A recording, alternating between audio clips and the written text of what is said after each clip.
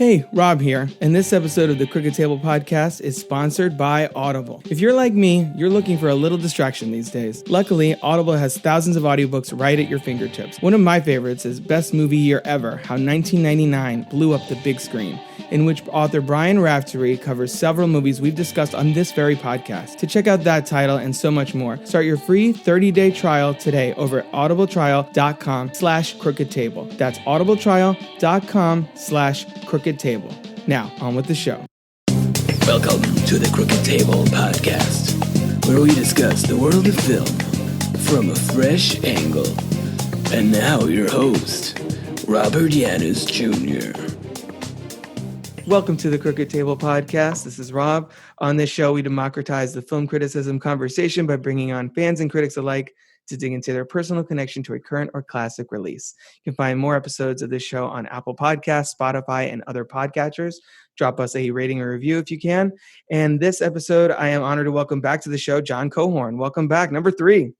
Thanks so much, Rob. It's a pleasure to be back, especially in this kind of strange time we find ourselves in. Yeah, we were talking about that a little before starting the show, how much this movie, we were talking about 2002's Equilibrium this episode, how much this movie, it feels relevant, and like we're about 5 to 10 years away from this, which is a little bit of a bleak way to start the episode, but there it is. Right, we'll just put it out on the table and see where it goes from there. So the first time you came on, we talked about John Wick. I checked with you before. You said you have not seen Bill and Ted Face the Music yet. Is that correct? That's correct. Strangely enough, with all of this time that we've had at home, aside from covering a remote festival recently, my movie watching started at a high point and really took a dip. I'm behind on a few things that I really should have seen by now. I'm behind on this year's releases, but I've actually used this time. I'm watching some John Carpenter thing. I did an episode on Starman that will be posted by the time people hear this. But because of that, I went back and I finally watched They Live, which I had never seen. Oh, wow. What a great film to watch this year, too. Right. So much. Assault on Precinct 13. I have Prince of Darkness out from my local library in the other room. Oh, wow. So I'm catching up with some of my Carpenter blind spots. But yeah, so I would highly recommend, as a palate cleanser from Equilibrium, Bill and Ted Face the Music, because it's a very different version of our of the future. It's very hopeful in tone. This movie, I think, kind of gets there, but it takes a while. Right. And we were talking sort of before the show started about how this movie, I feel like, we talked about John Wick the first episode. This movie has a lot of elements of that. And sort of feels like has a certain kinship with it, which we'll get into. And then on your second episode, we talked about Event Horizon, which is sort of that late 90s, early 2000s sci-fi movie that has a cult following, kind of like Equilibrium, where people that have seen it are like, that movie fucking rocks. But most people are like, what is that? What are you talking about? And I think this movie is like the perfect synthesis of the first two times you were on the show. That's a good way to look at it. And I don't know that Equilibrium has quite the cult following that Event Horizon got. But also, Equilibrium never in the United States had a theatrical release. So if people discovered this, most of the time they discovered it in the video store on the shelves, because by the time this hit DVD was in full swing and video stores were still a thing. So, you'd have a conversation with like myself as a clerk or a customer coming in, and it kind of spread by word of mouth. It definitely is a cult flick and does incorporate a lot of influences of some of the other movies we've talked about. I think in a way that works to the movie's benefit too, because it's a really solid movie. But I think part of why people are so enthusiastic to recommend it is because it is so underrated, because no one has seen it, and its notoriety is so so opposite its actual. I'm not explaining this well, but you know what I mean. Like, it's so underrated. And I think because nobody's heard of it, people are kind of elevate, like, oh my God, you have to see this. Not because it's the best movie in the world, but just because it has things to offer and no one knows that it exists.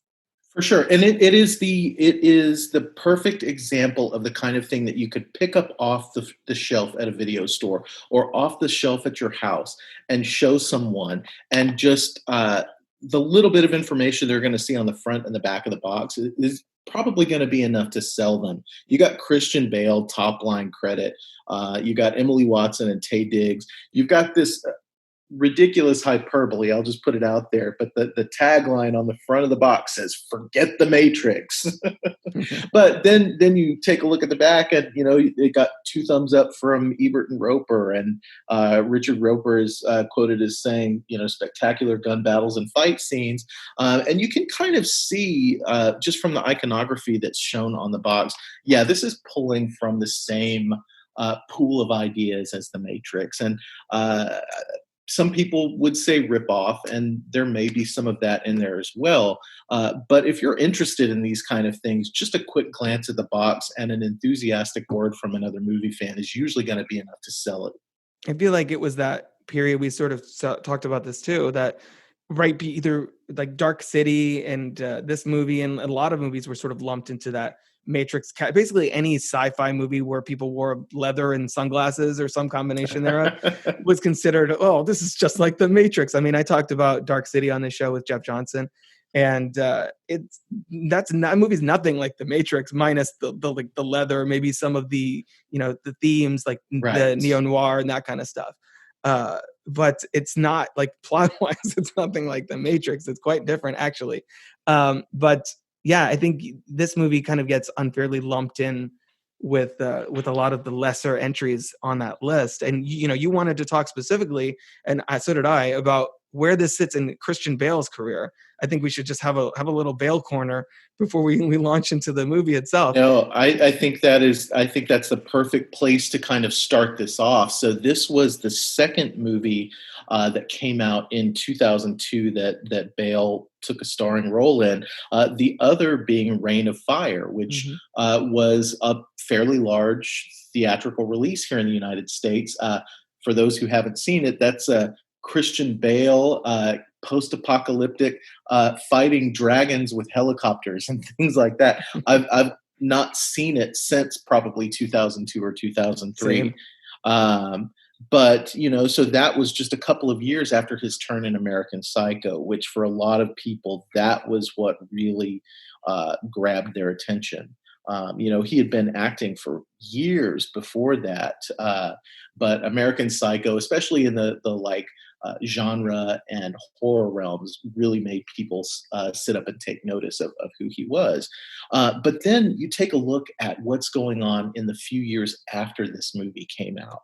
And, within just a couple of years of this movie coming out, he starred in Brad Anderson's The Machinist. And anyone who has seen that movie has an indelible image of Christian Bale in their mind, just from the extreme weight loss and body transformation that he underwent for that film.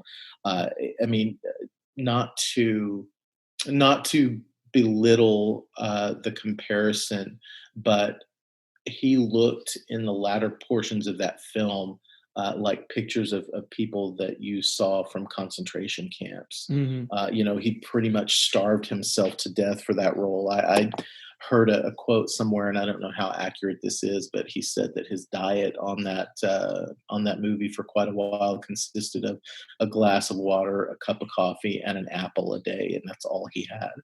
Jeez. But then 1 year after that, you've got him in Batman Begins. And again, he's completely transformed his body. But the intensity that you see in those two specific roles that came after, you can see a lot of that going on in what in some ways is a kind of restrained performance for much of this film. Yeah, I think I actually first saw him in Shaft, the 2000 Shaft. Okay. That came about same year as American Psycho, but it was right in that zone where he got so many roles because of playing Patrick Bateman in American Psycho, which we've also covered on this podcast, because of how well he plays that sort of cold, distant, non-emotional. That's like kind of his jam right around this time. Yes. in The Machinist, even, he's distant in a different way, because for people that haven't seen that, which I actually really like that movie. I think it's really interesting to talk about. He's an insomniac who hasn't slept in like a year or something. Right. And so he's sort of out of it, but for a different reason. And I think that element of his capability as an actor really lends itself to the Bruce Wayne side of Batman. So it's in that weird stage where people know who he is, like in the industry, but like moviegoers don't really, maybe the face is familiar, but they don't really, he hasn't really crystallized himself as a leading man. Right. And to that, that willingness to physically commit to his roles, it's amazing to me. You would think that a lot of actors of his caliber at this point would kind of stop doing that, but he's still, every few years, The Fighter, and then American Hustle, and like The Big Short, like every few years he puts on a bunch of weight and then loses a bunch of weight. Vice, it's just like, wow. Right. I'm impressed that he goes for it in that way. And I believe that maybe it was after Vice, but sometime within the last couple of years, I think he's made the statement that the extremity of those changes is probably in his past, just because he can't keep doing that to his body. And he basically said, yeah, I don't want to die. But it's nothing short of amazing, that the types of physical changes that he underwent for these roles. And in reviewing some of the director's comments around Equilibrium, I guess he had spoken to some of the crew who worked on Reign of Fire before they filmed Equilibrium, and I guess he wasn't fully immersed in like the method acting when he was on Reign of Fire. But Kurt Wimmer said that during the filming of Equilibrium, he wasn't Christian Bale. He was Preston throughout. Wow, that must have been a very uncomfortable set then, because large sections of this movie are very uneasy to watch, and I think part of that is because of sometimes on this show we kind of skate past the political stuff, but I think that's kind of unavoidable here, because basically, my wife even we watched this a few days ago. She had never seen it before. She was like, "Yeah, I think you're going to talk about the political stuff during this one." I'm like, I know. First few years of the 21st century, World War III, Jesus Christ. Let's just, I think we're kind of keyed up into the movie itself. So let's listen to a little bit of the trailer for Equilibrium right now. Cleric, I can only hope one day to be as uncompromising as you.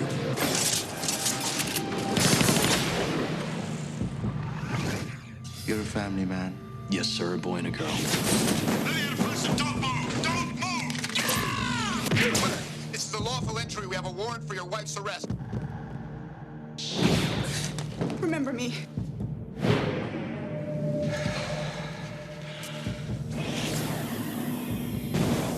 Welcome to the underground. Do you know why you came? Yes. They trained you your whole life to fight these kind of odds. What can I do? I've heard the most disturbing rumor. Rumor, sir. A rumor maintaining that one of the cleric is actually attempting to contact the resistance. Then you know what I'm gonna do now. Preston, give yourself entirely without incident. No, without incident. That was a little bit of the trailer for Equilibrium from 2002, written and directed by Kurt Wimmer. And yeah, what happened to Kurt Wimmer, John? I was looking at his filmography too, and then by the end of this movie, I was like, damn it, do I have to watch Ultraviolet? Because I don't know. Well, so I will admit to having asked the same question leading up to this. I did watch Ultraviolet when it came out in the theaters.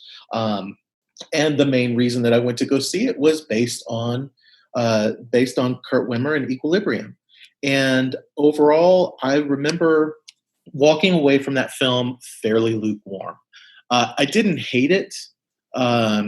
I just didn't like it. And over the years, I haven't found it that memorable, though I will admit after having watched Equilibrium now 4 times in short succession, I kind of find myself wanting to go back and revisit it to see if I judged it too harshly. But then we were talking about this a little bit before the show. After Ultraviolet, in terms of directing, he hasn't done anything else up until this point. But he's listed on IMDb right now as the director of an upcoming remake of Stephen King's Children of the Corn, which I believe that makes it the second remake of that movie. And looking a little further into it, this production has been going on in Australia this year during the pandemic. And I heard that they drastically cut down the cast and crew and were working with local police and health officials to try to stay in line with all of the guidance in Australia. But I mean, it looks like that may be one of the few geared for theatrical films that we have on the horizon that wasn't already shot before theaters around the world pretty much shut down. I don't know if that's going to be a good comeback vehicle, but it's probably going to be the first movie that we see from him in about a 15-year period. He has been working pretty steadily as a writer. He worked on things like the Total Recall remake and the Point Break remake. Yeah, so. yeah, not exactly inspiring much confidence. Yeah. Right. I saw the Total Recall one. I think I fell asleep. I think I saw it on DVD though, so it wasn't in a theater. But right, yeah, doesn't feel even remotely like Total Recall. So I don't know what was going on there. But yeah, so Kurt Wimmer, we'll see. I like to see more from him. I think there's a lot in this movie that obviously feels, I don't want to say derivative, but influenced by things like 1984. Like there's a lot of that kind of stuff going on here. So I think what he does bring to it are the gunkata element, the performances from Bale, the sort of, I don't know if there's a lot of dystopian stories where the lack of emotion is so blatantly covered. It's not like the fulcrum of the entire world. right. Am I correct in that? Because I think that's true. And if you listen to either, so the DVD that came out back in the early 2000s has two commentary tracks on it. One of them is Kurt Wimmer by himself, and one of them is Kurt Wimmer and his producer Lucas Foster. Curious side note: the other producer on this film was Jan de Bont, who is known for Speed. But in both of those commentary tracks, if I'm remembering correctly, he brings up the fact that he was, accused of plagiarizing 1984 and Fahrenheit 451 right. and THX 1138 and all of these other films. I think Metropolis is another one that he brings up. And he feels like those comparisons were pretty unfair and pretty harsh. And I don't necessarily believe that he wasn't inspired by these things, but he makes the point that, none of those films focused on feeling as being the central issue. They were focused on other things. And so I can give him that. And it is it is, like you said, the kind of fulcrum that the whole movie rests and hinges upon. And in the movie, what I love about it is that it makes you sort of confront how, it does, the film does have a point in that, sure, emotion is the source of, anger and rage and resentment and greed and blah, blah, blah, and all this stuff that in some ways it's kind of right that is the source of man's inhumanity to man, but it's also you're sacrificing everything. It's like there's a forest with a few diseased trees, and you're like, let's just burn the whole thing down. It's burn the whole thing down. It's not at that rate. It sort of becomes, what's the point? I was thinking during the movie, I was thinking about that speech that Robin Williams has in Dead Poets Society, where he's talking about but love and these are the things we live for. Is what I was thinking before we even got to Emily Watson's sort of version of that speech in this movie. And I think that's a really interesting idea to confront head on, that, they might be solving problems by doing that, but are they really? Right. know? What are they sacrificing Right. for this solution? And I'd like to rewind just a little bit. Yeah. You've touched on this in a couple of points, but the movie opens very starkly. It's a black field with a white title card that goes into this mixture of text and narration, talking about, in the first few years after the 21st century, we got into World War III, and it's backed with images from the Blitz bombing raids and Saddam Hussein and Stalin and the detonation of the nuclear bomb and things like that. That in 2002 seemed so far removed from most people's experience. I mean, these were the kind of things that, you may have kicking around in your head and you probably learned aspects of in school, but we didn't really feel like, okay, we're right on the edge of this potentially happening again. We were removed from 9/11 by about a year. And so there was likely still some different fears that were very much in the public consciousness. But at least looking back on it, I don't remember it feeling like we were on the verge of potential world war or nuclear annihilation. And then looking back on it now, almost 20 years later, with today's uncertainty in the world and with certain world leaders and things like that, those images and that 3-5 minute introduction feels a little more ominous and prescient today than it did 18 years ago. Yeah, 100%. I mean, and it's, the movie is not subtle with that sort of Nazi imagery. The flag, the logo of Libria is basically like, you move those lines over a little bit and it's essentially a swastika. So it doesn't really, it wears that pretty blatantly on its sleeve. And I know, I agree. It was sort of uncomfortable to watch for most of the runtime until things start to develop. Right. Just because it does feel like something that you see in the media today, so much of a lack of empathy, a lack of compassion, and just blatant disregard for others, just like Right. constantly. That when you see a movie about a government who's essentially outlawing feeling anything, it feels like the natural end result of the track that we're at least currently on. Whether we shift gears in November or whether we stay on this track, Right. it remains to be seen. But it's sort of, it feels like the direction in which we're moving is just, worry about yourself, do your job, be as dispassionate as humanly possible. But then, like Sean Bean points out, he's saying, all these things we sacrifice, and Preston is saying, no war, no murder, and he says that great line, Sean Bean, whose character now I'm forgetting, whose character name I forgot. He says, "What is it that you think we do?" There's always going to be someone in power abusing that power, essentially, unless Right. there is another side to keep it in check, basically. Right. And I love that Right. sentiment. His name was Errol Partridge. There you go.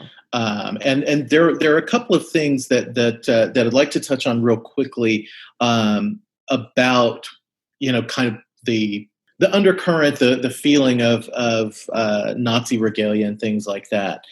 So much of the film was shot in the former East Berlin, and so there's a lot of that really severe kind of architecture, and I think there's a that goes a long way in kind of like cementing that feeling in the film.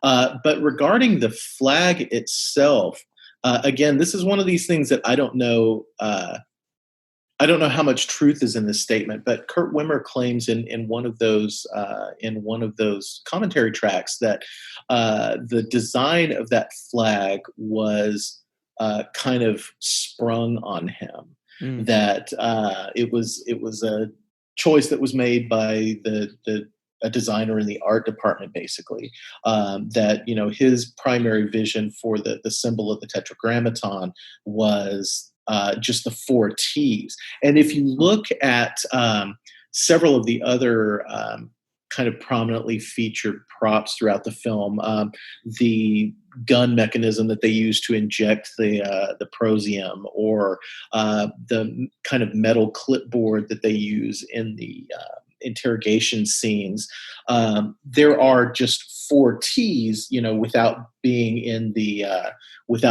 circle, and not kind of rotated 45 degrees.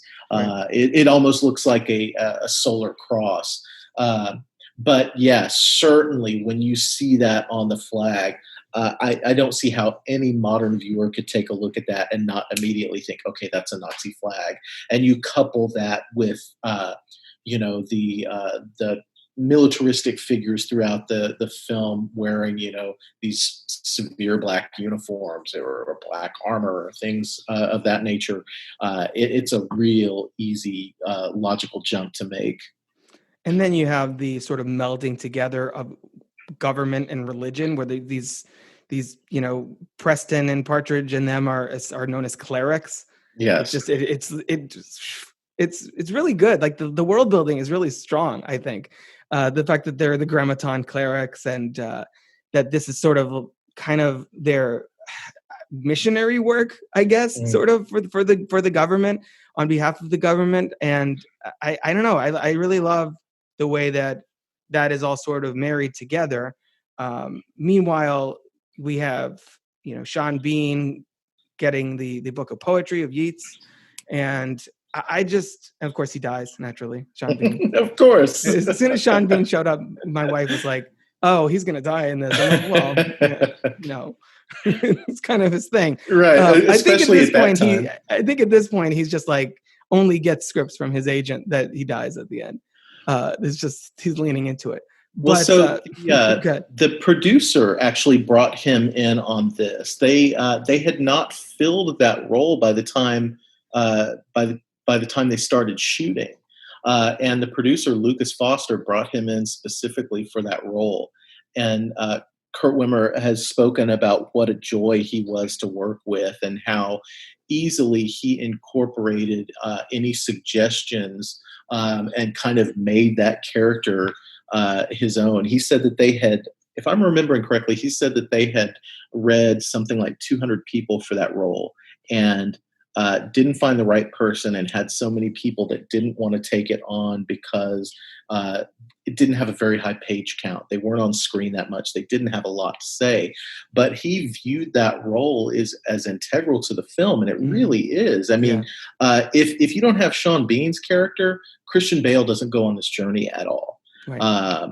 Christian Bale doesn't begin to question. Christian Bale doesn't begin to feel. And Bean brings such a gravitas to what could be looked at as a small role. He kills it. Yeah, pun intended. He kills it. But I agree, and that I feel like that was one of the questions I was going to bring up. It's like, do you think this movie does a plausible job at conveying Preston's arc and the way that it progresses, and where he starts this movie 100% on board with the grammaton cleric, and at the end, spoilers, leads an uprising and joins the underground and kills, air quotes, father. And then again, that's the other thing I wrote down. I didn't even get to that in my notes, that the head of this organization, this city-state of Libria, is known as Father, and then he's DuPont / Father, again, spoilers, is talking about Father's will. You have to go based on faith. It feels like the movie is very critical, not only of government, but of religion as sort of being manipulated as a control instrument. Certainly. Well, I think that I do think that the movie has flaws, and I think that there are things that it sets out to do that it doesn't fully achieve. But I also think it does something that a lot of really great sci-fi and a lot of really great anime does, is, that they posit this world and they don't explain a lot of it. You're just expected to accept it at face value.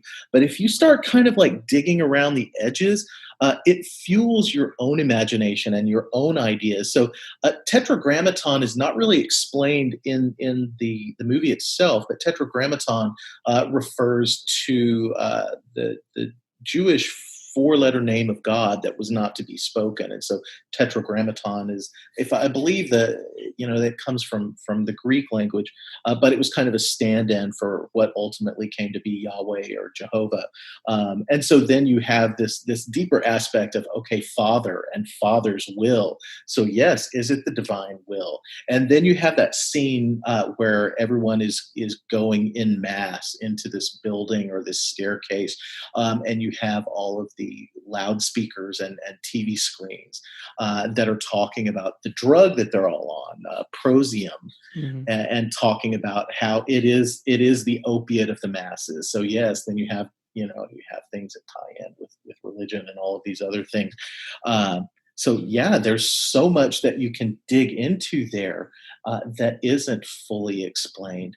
But then if you take a look at it too, with Christian Bale's journey, with Preston's journey, by the end of it, isn't he basically Neo? Like they didn't have the budget to have him, and it wouldn't have fit story wise, but they didn't have the budget to have him, flying out of a cityscape after making a badass phone call. But there he is, and he cracks that one final smile right before the credits roll. Yeah, it does what a lot of really good sci-fi does. Yeah, it's like he's like, where we go from here is the choice I leave to you, and then right.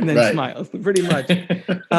No, I actually do think his arc is pretty well handled in this movie, just because what Partridge says to him and sort of is the beginning of his awakening, and then the way that he doesn't even skip his what is it? I forget what they said. His morning interval. Thank you. His morning interval. It just kind of happens by accident, which I guess is just really good timing that he happens to drop it like the next day after Partridge's thing. But whatever, we'll give it to the movie. And then it sort of becomes just a slippery slope. Like he goes there to get it replaced at his and this is paraphrasing my wife, at his creepy son's behest. Yes. Which we'll get to the son later. I think we should.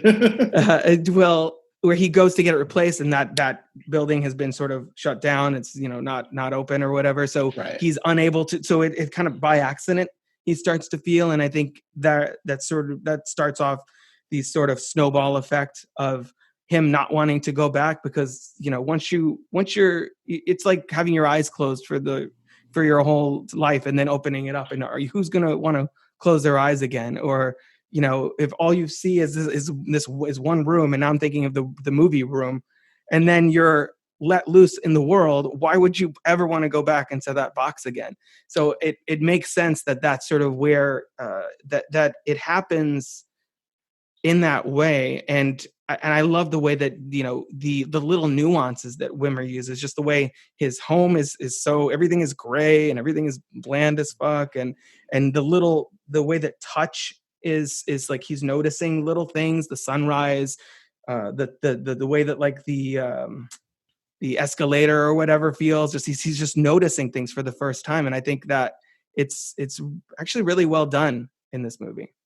Yeah, well, to me, it's almost like his widening aperture of experience is very much like when he wakes up and starts to see the sunrise from behind the window that has a film covering it, and he starts to tear at that film, and initially there's a little hole, but he continues to tear it open and to widen it, and soon he's almost overcome by what he's witnessing, which is something a lot of us take for granted on a pretty daily basis. It's just a simple sunrise and the activity of the world beyond your own four walls. And then what I love about his journey too is that there's that sort of increasing, overwhelming sense of awe and wonder about the world around him. But then on the flip side, he is now essentially realizing that he's a monster, that he has been the bad guy for this whole time.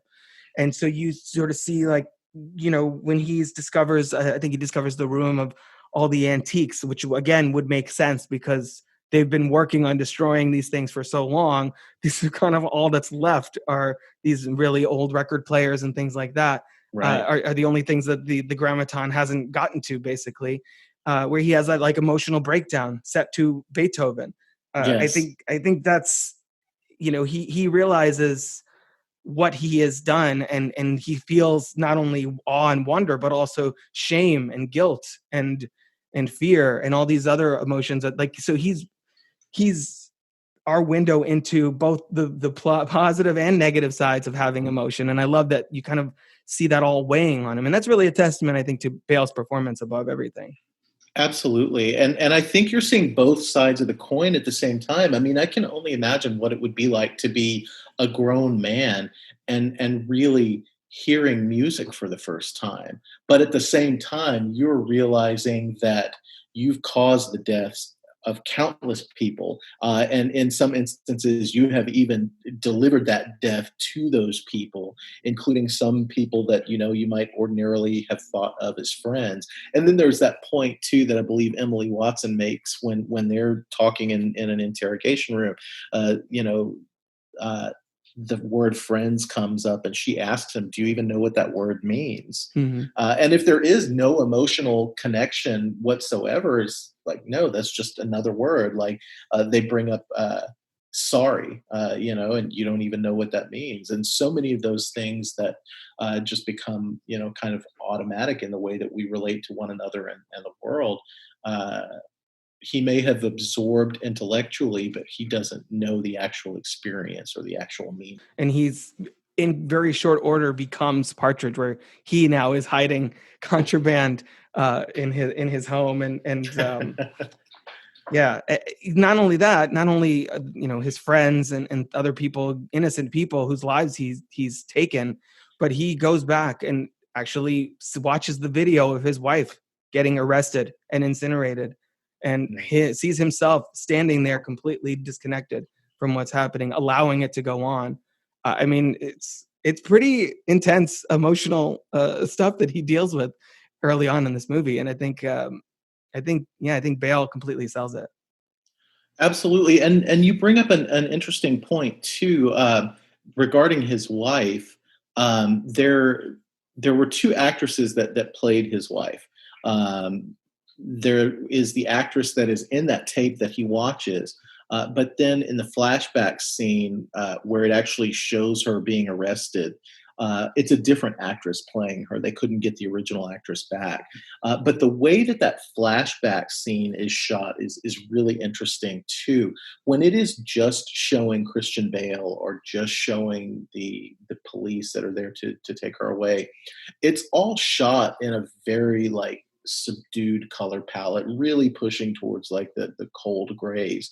But any scene that has her in it, including when she rushes over to kiss him before they take her away, is shot very warm and with the color pushed. And so even in that one brief scene, there is a dichotomy between who he is, who Preston is, under the effects of the Prozium, and just kind of like the whole brainwashing effect of this society, and who someone is that has started to break free of it.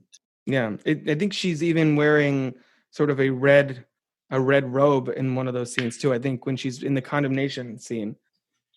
Oh yes, that seems to be kind of like their ritual garb. Yeah. So it's like it is kind of stark color wise in those scenes as well. And I think the fact that it's worth mentioning that the only real like female characters of substance in this movie are Preston's wife, who dies and whose death is basically, I'm getting at how much this movie fridges its female characters, which for people unaware is a term that derives from the world of comic books, where a female character is either kidnapped or killed or whatever to further the male protagonist's emotional journey. And in this movie, where we have Preston's wife, who's killed in flashback, and then Emily Watson's character, I believe Mary O'Brien. Yeah, who is killed in present. And Yes. I think I have very specific feelings about this whole thing. But what are your thoughts on the way that the female presence or lack thereof is represented in this movie and how it relates to its themes? Because I have my own kind of take on that. Well, I think that if you are looking at the theme and the world that is being presented, it probably makes sense. If you are looking for representation on film or something that would pass the Bechdel test, this is not the movie that is going to tick either of those boxes. But I could see in an authoritarian society where any focus on what people think of and certainly thought of 20 years ago as quote unquote more traditional feminine qualities, if you'll pardon me for saying it that way, Right. I could see how that would manifest itself in the story being told here. If this movie were to be remade today, I suspect that that would be quite a bit different. I don't necessarily see it as a failure in the story that was trying to be told for this film. But yeah, they absolutely get sidelined. The only other female character of note that's not just a passerby in a crowd scene, if I'm not mistaken, is his daughter. And she, I think she gets a scene where she's flicking cereal out of her bowl and a scene where the dog's licking her hand, and that's about the extent. That's about it. Yeah, pretty much. And yeah, I agree with you. I actually think it works in this movie. And it's funny too, because another recent movie that I've heard, some, especially female critics, sort of attack the lack of female, the way that women are represented in there is Blade Runner 2049, and there's a lot of like dystopian movies, but the way I see it is, I think that dystopian films are more believable if women aren't in charge, if women aren't in power, if just because, like you were saying, with the female, the like traditional feminine, we live in a world where compassion, love, empathy, all these positive, warm emotions are just attributed, are labeled as female. Well, that's girl stuff. We're men, and over here, we work out and we get mad and we fight and all that stuff. And so it makes sense in a movie where empathy and emotion has been scrubbed away, that you don't see a whole lot of women. It's just a bunch of white dudes running around doing this. And Tay Diggs, I guess. Let's just put it this way. If our own world had a few more strong women in leadership positions, it might not be as dystopian as it is today. Right. Exactly. 100%. That's kind of where I was leading to. I mean, look at the current administration and the white maleness of that, and the other side, where we may, fingers crossed, we may have our first female vice president. We're recording this just a few days after Ruth Bader Ginsburg passed away, and all the outpouring of support and stuff, and mourning of her loss on not only in the government as a person, as a justice. Now we have a seat that's open, and who knows what the hell's going to happen with that. But yeah, no. So that's kind of where I land on women. Like, I feel like there's almost, and this sounds kind of weird to say, it feels like there's almost not a place for women in this kind of dystopian society, because if women were there, we wouldn't be in this dystopian society. So yes, that's kind of my thing with it. I feel like it actually enhances the world building here, because it's on the side of women. Look at what male, complete male universal control does to a government, basically. And to take that one step further, look at what happens when people are completely removed from and out of touch with their emotions. Yeah. I don't think that this is a uniquely American experience, but we probably have gotten it more so than a lot of other societies. That's not something that for a long time was valued in men or boys. And so, we've got generations of men who get to adulthood or places of leadership or places of power.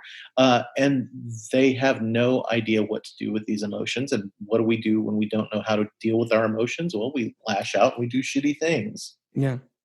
Maybe not on the scale that appears in this movie, but then again, maybe not that far off either. Right. Yeah. So I think it's actually to the movie's benefit that the only person in it that is actually elaborating on the themes of the movie really is Emily Watson, where she's like, without all these things, breath is just a clock ticking. Like, she's speaking the message of the movie. And yeah, she doesn't make it because the patriarchy essentially destroys her in this. But yeah, so it makes sense that a world that shrugs off individuality, as they say at one point, and encourages compliance and all that would be essentially completely male driven. We haven't even to talk about Emily Watson for a second too. I was realizing as I was watching this that some of the first movies, or the movies I've seen the most of her in, are Punch Drunk Love, Red Dragon, and Equilibrium, all of which came out in 2002. So this is like Emily Watson's year, I guess. You are having my exact same thoughts, because those three movies are the ones that I have seen the most. And probably the first ones that I really took notice of who she was and her work as an actor. I had not realized that they had all come out in the same year until you just said that. Wow. So she and Christian Bale both were on fire at that period. Mm-hmm. Mm-hmm. Yeah, exactly. That may have been a bad choice of words given what happens to her in this movie. Sorry. Sorry, Emily Watson.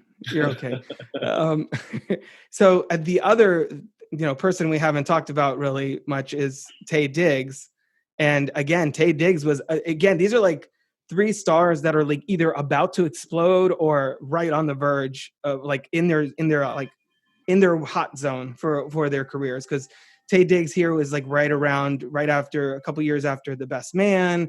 He was in like Brown Sugar, and he's this same year he was in Chicago. So he's in like a lot of popular movies around this time, and he's kept working. But I feel like this was him at his high point, like just a few years after he helped Stella get her groove back.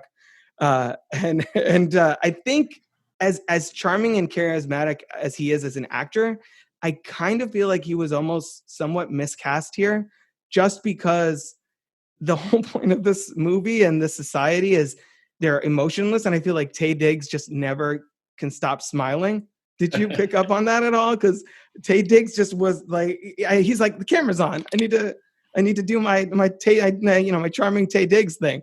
Well, I did pick up on that, and the first time I watched it, I saw that as a flaw. Mm-hmm. But listening to Kurt Wimmer talk about the making of this movie, he makes a couple of points. The first point is, you're not going to cast someone like Tay Diggs that has a smile like he has, right, and not put it to use. But his thinking more so than that was that, what is more frightening than an empty smile? What is more frightening than someone trying to fake emotions that are not there? And, I kind of get that. I mean, think about the smile on someone's face, like, Jeffrey Dahmer or somebody like that.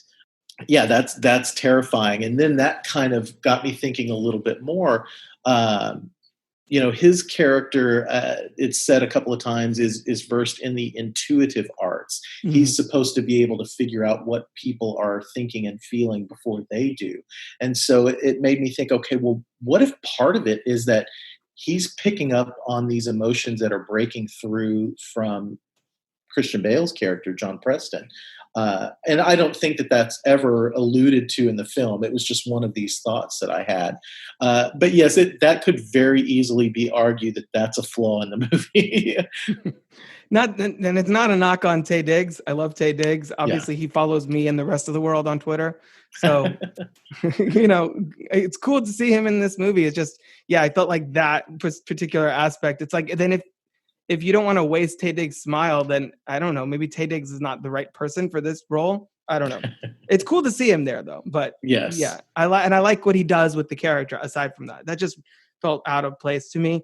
I do really like the fact that William Fichtner shows up later in this movie. Just he's the classic late in the film, like, oh my God, William Fichtner, what are you doing here? I completely forgot he was in this movie. And I think he brings a lot, kind of like Sean Bean, he brings a lot with limited screen time as well. Did you catch him earlier in the movie? I did, and I think first, I think I noticed William Fichtner in that shot, and then I immediately sort of forgot again until he showed up, because I hadn't seen this movie in at least a decade. I had forgotten that he was in that crowd scene earlier towards the beginning of the film until rewatching it. I remembered that he showed up towards the end of the movie, but I got one of those stupid grins on my face when you see him in the crowd and he's like one of the first people that stands up and claps at the end of the speech. Right. So what is it about William Fichtner? Why do we love William Fichtner so much? Because he really is one of the preeminent character actors in movies today that just shows up everywhere and is just sort of the secret weapon that filmmakers tend to break out, like, midway through. No, I think you're right. I think he is one of those character actors like maybe William H. Macy that no matter who the character is, no matter whether he's playing a good guy or a bad guy, he's just somebody that you love to see. I can't really think offhand of anything that I have seen him in as a leading man. He's always a character actor, a supporting actor, but he's just eminently watchable. Yeah, he is. And my wife actually pointed out that he was in The Dark Knight with Christian Bale, which they don't have scenes together, but I had. He was the bank manager, right? Yeah, exactly. He's like, who takes shots at the Joker and his gang, and is like, "You and your friends are dead." Yeah, that whole thing. Which he again. Instantly makes you root for this guy in that one opening sequence of The Dark Knight. I wanted to talk about gunkata because we haven't really gotten into that a whole lot. And that's a whole other thing that we do have to talk about. Yeah. So yes, please begin. So gunkata, basically a martial arts style of gunfighting, which I believe Wimmer created himself for this film or was inspired to create.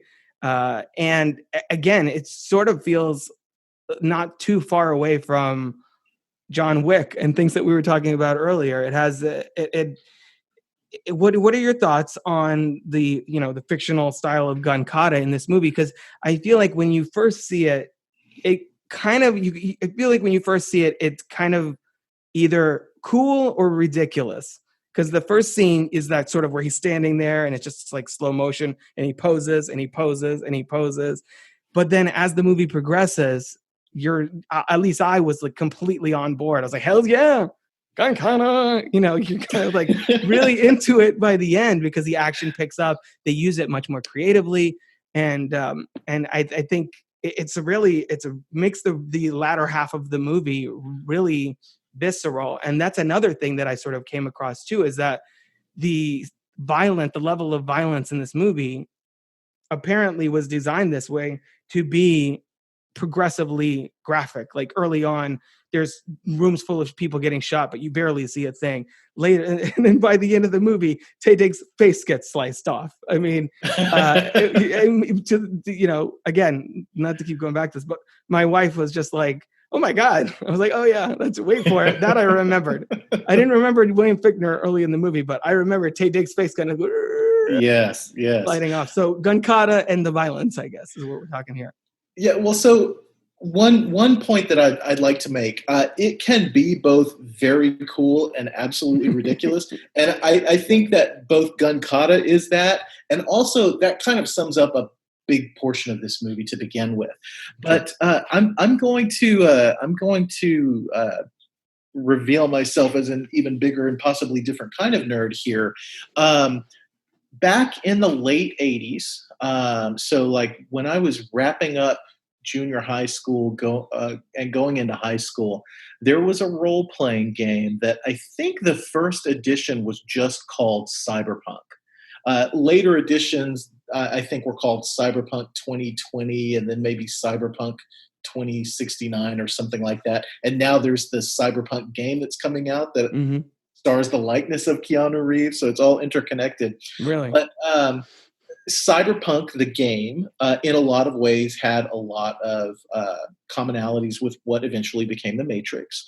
And one of these things were, you could basically just jack yourself with different skills and cybernetics and things like that. And one of the skills in the game was called gun fu. And the description of gun fu in the rule book was very similar to how they describe the gunkatas in the idea of making the gun a part of your body and making every shot count.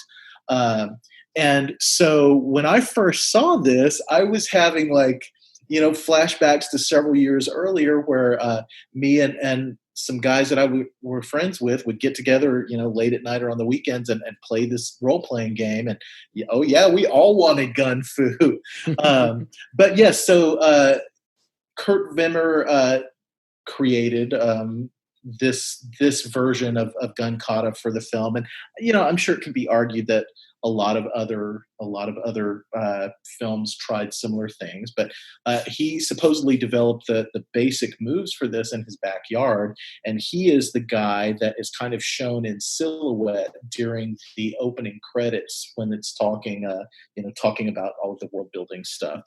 And then he wanted it to be kind of a fluid martial arts, something more along the lines of Tai Chi. But then one of the stunt coordinators on the film, I believe, a guy named Jim Vickers, he came from a more hard martial arts stance, and he wanted it to be more influenced by that.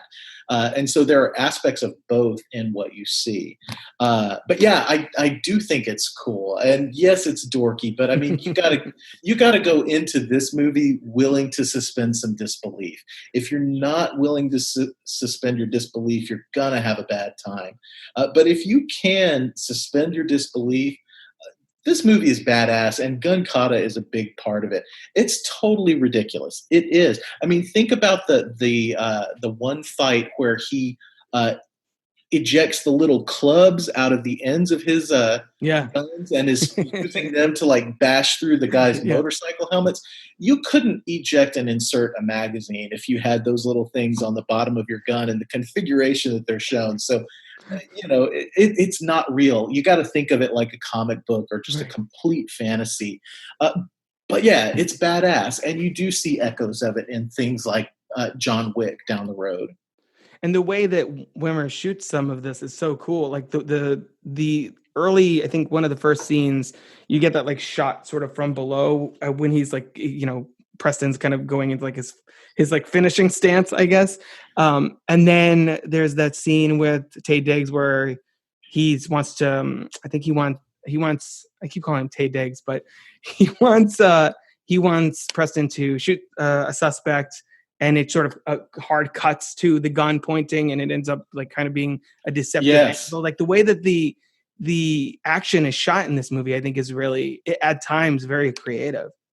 Absolutely. That was the introduction to Emily Watson's character. Mm-hmm. Tay Diggs is going to just kill her there on the spot.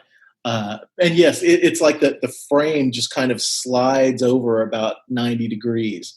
There is some very creative stuff, and from the sounds of it, they were very limited on time for a lot of this. So some of these action sequences, like the one that I mentioned earlier with the group of guys in motorcycle helmets where he's bashing through the visors with the butts of his gun, supposedly they only had 30 minutes to film that, and Christian Bale just nailed it.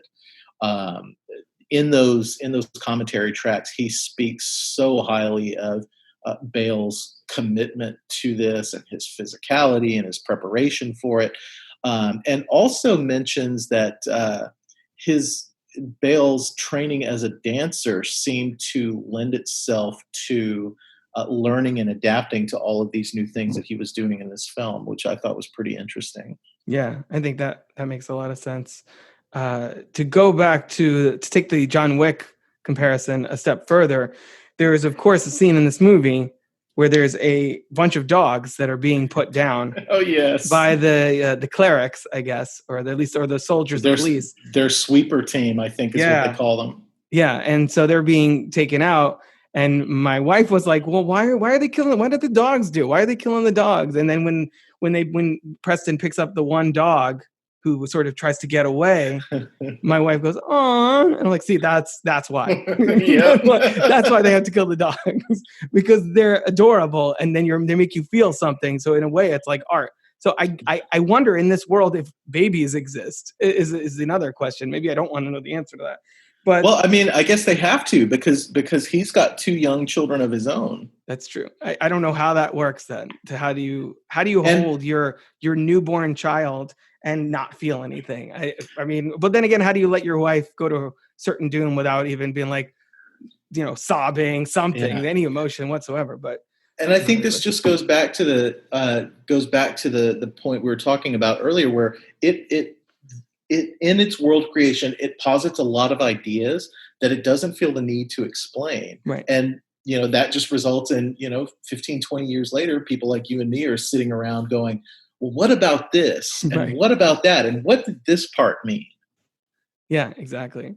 So we were in rewatching the movie, it sort of becomes a man on a mission movie, like halfway through, where he is intent on wanting to disrupt the unseat father, basically, and assassinate him. And it kind of, I think it hinges on that scene where we find out later he switched the gun with Brandt, where he goes into DuPont / father's office. And I actually did remember that reveal about Brandt being father. Yes. While I was watching, I was like, wait a minute, this guy's actually the guy that plays the father that's passed away, the Sean Pertwee, who was also in Event Horizon. And in Gotham too. So I was like, hey, that's Alfred. He's not father, it's this other guy. So that we were noting the John Wick similarities when we were rewatching it when I was watching it for the second time or third time, whatever, the other day. And then immediately the next scene, or soon a few minutes after, he kills a bunch of guys to defend a dog. And I was like, Jesus Christ. This is a thing. I was like, I think John has a type of movie. It's like Defenders of the Dogs. It's the series here. And ridiculous gun / martial arts. So I just thought that was funny with the dog thing. And it becomes I think that's when he busts out the little clubs on his guns, actually, in that sequence with the really suspenseful scene with the or maybe it's not, I don't remember, when the dog is in the trunk. No, that's a different scene. Okay. But the scene where the dog is in the front is also one of the big gunkata sequences, where he's surrounded by a bunch of guys from the sweeper team. That is the scene where I think it was one of the only instances where Bale used a stunt double, because he does that bat flip where he's firing on people on either side. Right. And he also has the 2 shotguns, one in either hand, that he just racks, through the strength of his own arms, holding the pistol grip of them. That's a pretty cool sequence. And one thing that's really noticeable in that's not always noticeable in some of the other sequences, when he fires his main pistols, occasionally they have gone in post and altered the muzzle fire to look like the tetragrammaton symbol. Did you notice that? I didn't notice that. No, I'll have to go back and check. You'll have to look at it. It doesn't show up all the time. And sometimes I think in the sequence when Tay Diggs has the big Heckler and Koch rifle, I think that fire shows it sometimes too. But occasionally, if you watch the cleric's muzzles, the muzzle fire makes the tetragrammaton symbol. That's really cool. And also, apparently, they didn't have wires at all, so that's just a trampoline or something in that scene with the flip. Yes, which is something I came across. So yeah, I love that. And that's really, that movie is that scene is really when everything shifts. Like from then on, he's invested. Like you can't just start taking his doses again and just go back to work the next day. Oh, I don't know, something happened. So that's from that point on. We have the sparring scene with Tay Diggs, which I don't know if that's another reason that this movie kind of got the Matrix comparison, because that has a similar sort of sparring scene between Right. between colleagues, and then it really becomes a battle of wits between Preston and Brandt. And it seems pretty early. It seems like pretty soon after that, Brandt knows that it's him, and it's just trying to get him to prove himself, or to, trying to get evidence that that's the case. There's a whole Right. scene where Preston tries to help the people escape, and they're like not moving because they're like, this feels like a trap. And Brandt outsmarts Preston and ends up, taking them all out with a firing squad. Then of course there's the switch later where Preston gets one up on Brandt, and it ends up being just, Brandt's whole purpose was to sort of uncover Preston's betrayal, I guess. I really love where that dynamic goes. And, we alluded to Brandt's face getting sliced off. And I like that moment, not only because of the insane graphic violence in that moment, but I also love that he rushes to fight Preston like he thinks he's the main villain of this movie. And then Preston he's like, oh, here we are. I'm the big boss. And he just rushes him like this is going to be the big climactic battle. And Preston's like, yeah, no, I'm not here for you. So I like that sort of instant subversion.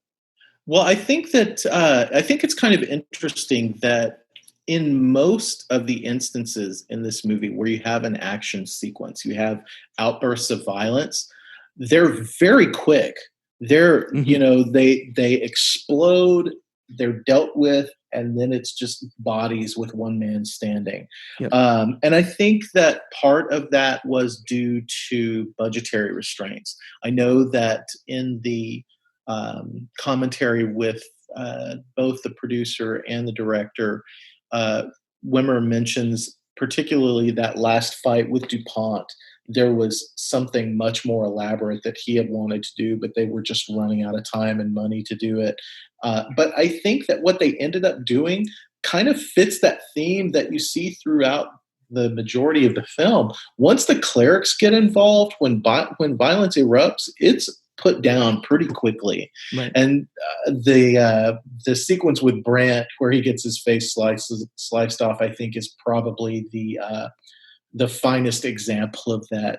You hit the nail on the head. He steps out, grabs that sword, thinking that he's going to be the big guy at the end of the level, and he just gets taken down.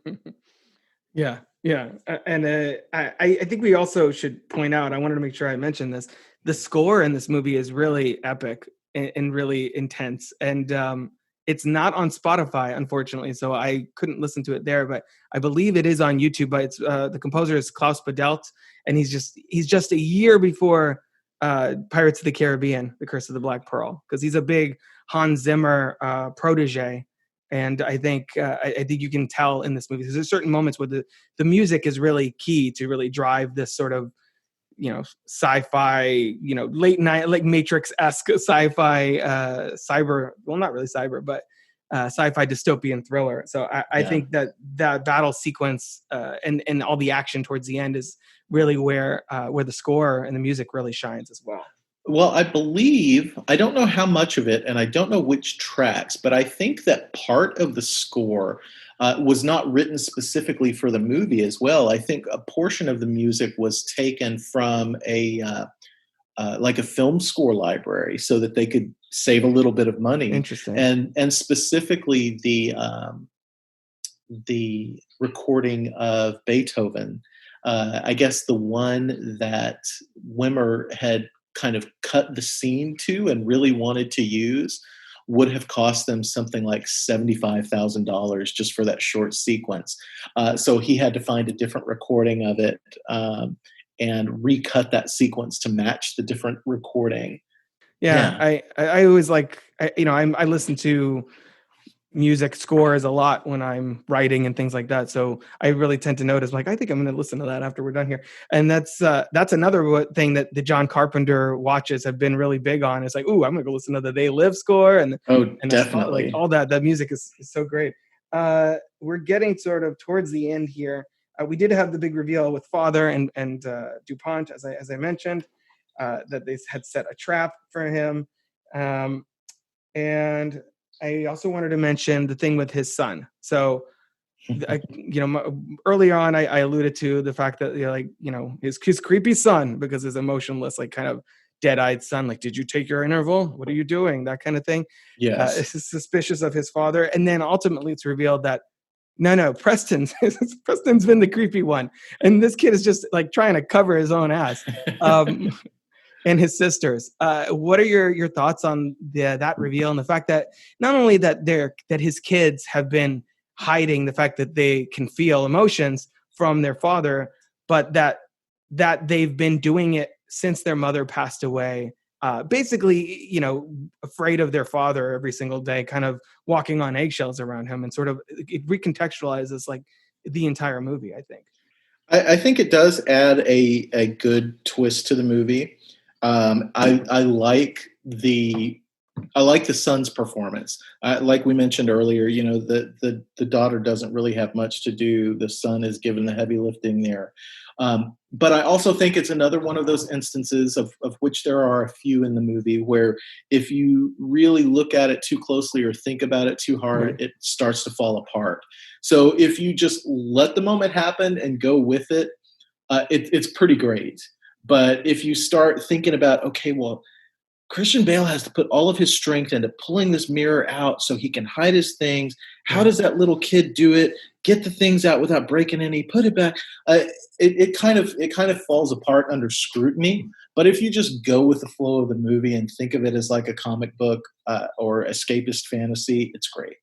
It's also, I think, kind of, it's a fundamental part of filmmaking or storytelling in general, because the emotion of that scene lands and we're invested in the father-son dynamic, we don't really care about that as much. Right. We're just like, maybe it was open a little. Who cares? Don't ruin it for me.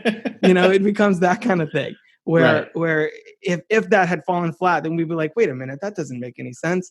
But I think you're right about that. And it's probably, initially I sort of felt that moment happened really fast because and from last time I watched the movie, whenever that was, I had always thought that was a more drawn out scene or something. And then when I rewatched it, I was like, oh, that's actually really short and to the point. And I had remembered, it still made an impact on me that I remembered that his son was also not taking his morning or evening intervals. Right. And so I think you're right. I think the fact that they get in, they get that story point across and they move on, I think is probably in the best interest of the movie. I think so as well. And there is, as things are kind of nearing the end and it returns to give you just a brief shot of the son in class taking a test as things are like exploding outside and the music's building. He looks up and he has a little bit of a smile on his face in class too. Definitely his father's son. Interesting side note, I did read somewhere that Daniel Radcliffe was one of the children that they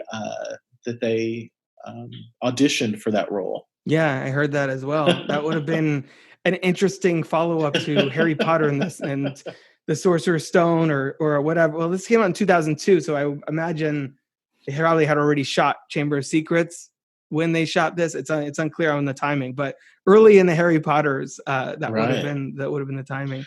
And probably by that point, he would have just been too noticeable. I think it works better. It would have taken you out. With a child actor. Yeah, and even if he was a known child actor, you could probably get away with it. But a known child actor that was connected to such an iconic property, that's all you're going to see.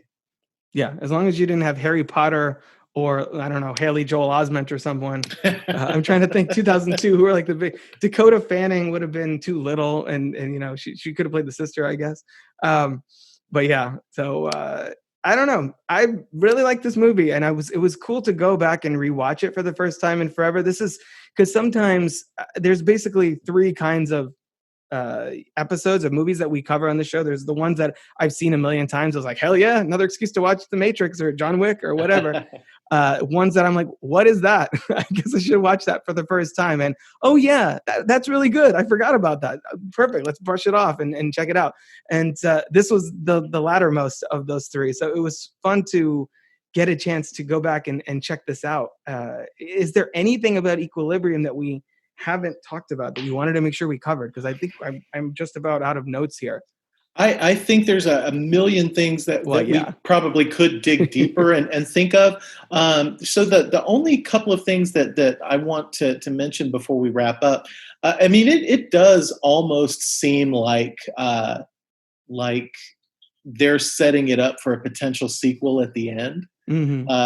Because he does right at the end kind of have that Neo moment. And so you can't help but wonder what's next. But obviously that did not happen. I believe that he tried to incorporate some of the bigger ideas that he had for Equilibrium into his follow-up, which was Ultraviolet.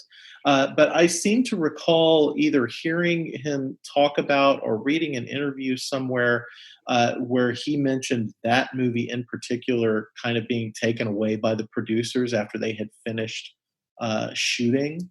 And that he wasn't very happy with the end result, and that that could potentially be why we haven't seen anything from him in 14 years at this point, give or take. Right. And so it watching this again does make me interested in going back and rewatching Ultraviolet just to see if maybe I can find something to like more in it this time, or if I was too harsh. So the only other thing that I wanted to mention, I don't know if you came across this, but I went down a bit of a rabbit hole. I was looking at some of the information on IMDb, and under the connections, it lists something called Equilibrium Balanced. And I was like, what the hell is this? And it had like a 2018 date on it. I was like, did they make a sequel? Was I just completely unaware of it? But no, evidently someone made a very, very, very, very low budget, like short fan film that was intended to be a spinoff / follow-up to Equilibrium. I don't know if the completed fan film is out there. There are a couple of brief 2-minute teaser trailers or examples of their gunkata or whatever. It's rough, but if you're interested and you want to check it out, some of the stuff is out there on YouTube.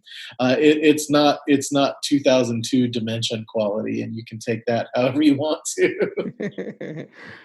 Well, a couple of things related to actually Ultraviolet. I think because it's Mila Jovovich and it came out in the middle of the Resident Evil, barrage of 6 million of those movies that we got. Right. From Paul W.S. Anderson, her husband. I think I just always assumed that he did Ultraviolet as well, because it looks like change the outfit and you're like, well, that's Alice from Resident Evil, Ultraviolet. I mean, the same difference, which is why I never actually gave that a chance. And now that I'm remembering that it was Kurt Wimmer, and now I'm kind of like, well, is that streaming anywhere? I mean, what's going on? So that's one, on the one hand, that's one thing I wanted to point out. And then secondly, Paul W.S. Anderson, who did Event Horizon, which we talked about last time. And I feel like Event Horizon, Equilibrium could do with, a dusting off in a television series, or I feel like this is the kind of movie that, not that I'm like ever really 100% on board for remakes or reboots, but this is like the kind of movie that storytelling approach is made for. It's a good idea, mostly effectively handled, but nobody saw it. Nobody's heard of it. Nobody knows about it. You dust it off. You remake or reboot or sequelize that, not a direct shot-for-shot remake of Psycho for some reason. That's the kind of thing that Event Horizon, Equilibrium, things like that, where you're like, all right, this is a cool world. How do we play in this world more? Not necessarily overwriting what happened before, but like in this world, like 20 years later, or a different story set in this world, that kind of thing. I think that it would benefit from that. I think with something like that, the key to having it be successful would be not to try to recast Christian Bale's character. Right, exactly. But to do something different in the same world. And if you look at the kind of things that Dimension Films was doing back in that area, from like the late 80s to 2008, 2010, they did in-house sequels to everything, and sometimes quite a few of them. So it's a little surprising that this didn't get any sort of follow-up, even if, ultimately it wasn't very good. They were in a studio that was well known for that. And I say that as someone who watched both of the direct-to-video From Dusk Till Dawn sequels. Oh, I did too. I've seen both Texas Blood Money and Texas the Blood Hangman's Money and Daughter. The Hangman's Daughter, yep. And then both of I did an episode that's going to be, it will be posted by the time this goes out. The two straight-to-video Darkman sequels. I did an episode on the first Darkman. I actually have the trilogy DVD box set for Darkman for some reason. But yeah, so I 100% agree. I mean, if this is the origin story for the uprising and the liberation of Libya, like you said, what comes next? That doesn't Preston doesn't have to be the focal point. In fact, I feel like it would be more interesting to see what everyone else does now that this message went out, has gone out. Like what happens next in this world? I think there's that show on I think it's FX, the Snowpiercer show, based on the Bong Joon-ho movie. Oh, I haven't watched any of it. I haven't either, but from what I understand, it's not like retelling that story or anything. It's just it acknowledges the movie as canon, and it's set 7 years earlier or something like that. Okay. So it's like that's kind of the way you do. That's how you build this franchise out. You don't keep locked onto one character, especially if you're not going to get Christian Bale back for Equilibrium 2 20 years later, I'm assuming. And that's something that we talk about Star Wars a lot on this podcast. That's something that Star Wars needs to do. What is going on in the rest of the universe other than the Skywalkers? Is there anything, all the other stories to tell? I think you show things from different angles, and I think you realize how much storytelling potential there is there. If you just give people the support and the creative license to go and do it. Exactly. I think Star Wars, to an extent, was caught in a trap after the first three films. They were so successful and so groundbreaking, and all of us wanted to know more. I spent decades wanting to know more. Right. And so, they were doomed not to make everybody happy. Exactly. So if there is nothing else, Jon Cohorn, can you tell people where they can find you on social media? Absolutely. I am a writer for Modern Horrors, and you can find me talking about movies on Twitter at The Horror Aisle. Awesome. Well, thanks again for bringing Equilibrium to the table. It was a really fun movie. I actually, as I was watching it again, I feel like it was better than I thought it would be, than I remembered it as. And I'm seeing that again in this year, in 2020. I just did an episode not long ago on, we're doing the Harry Potters this year, like we did the Star Wars movies last year. Bad year to talk about Harry Potter constantly now. I'm the J.K. Rowling thing. But we talked about Harry Potter and the Order of the Phoenix. And similarly, I was like, wow, this is like a movie about now in what it's saying about fascism and government control and all that kind of stuff. So I feel like in a different way, this movie was very relevant, and I think it's more potent than you would think, especially like you said, than it was 20 years ago, which is strange. But I think it's a testament to how it's worth revisiting these movies years later and seeing them in a completely different lens. I agree. It had probably been 10 years or so since I had watched it last, and when I first put it on and played those first 5 minutes or so, I was questioning whether I made the right decision. I was questioning if, oh man, is this going to be too heavy? Is this not the kind of thing we need to dig into and talk about? Should I second guess my choice and suggest something more fun? But I'm glad that we went back and watched it, and I do think it's a movie that unexpectedly has some things to say about where we find ourselves today, and hopefully where we'll find ourselves in the not too distant future. Yeah, I don't want us to live in a gray fascist world. Yeah, I don't want a morning interval or any kind of interval. I like my music. I like my movies. I like my my art in whatever form it is. And to the point that, we're watching the movie and they're like, oh, take this mirror away. The frame is illegal because it's pretty. I'm like, Jesus, man, no wonder your apartment sucks. Get some posters or something. I like, God.